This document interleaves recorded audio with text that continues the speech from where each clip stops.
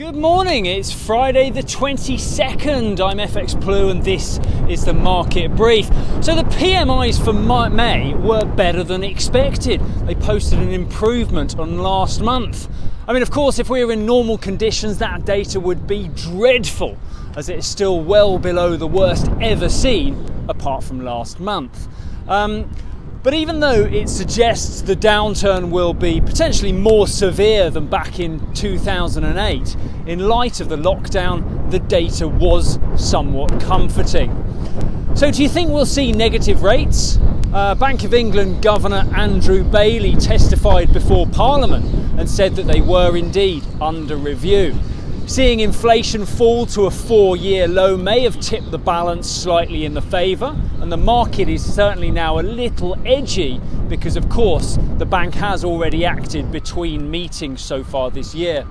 Yesterday, sterling touched a low of 121.85 against the dollar, and sterling euro continued its recent slide. We saw a low of 111.10 on the day there. It looks like New York's gone a little bit bonkers. In the states with the highest death toll, they were out demonstrating against lockdown. Yes, it was probably politically motivated, with the noisy Republican faction wanting to get the economy moving again. But given the death toll, it's really quite bizarre. Unemployment data, of course, gives a pretty clear picture on the effect on the economy.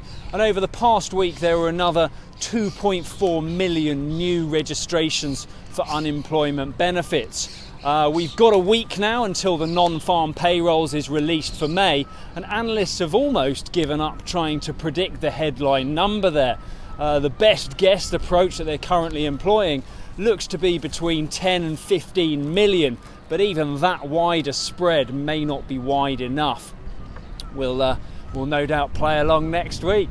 Meanwhile, have you heard from the Eurozone? You know, it was all bells and whistles earlier in the week with the Franco-German agreement for that 500 billion euros to be dispersed as grants instead of loans. But since then, all we've really seen is a bit of a Euro rally. Yes, Merkel has to go back home and convince lawmakers that it's a good idea. And of course, Macron did lose his political majority in the French National Assembly. But unless there's something more to follow pretty soon, we could easily see the market get cold feet, start to take profits with euro dollar around 110 and clear the decks.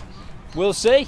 Have a nice weekend. I'm back on Monday. If you do not have a clue, then just tweet through and ask FX Blue.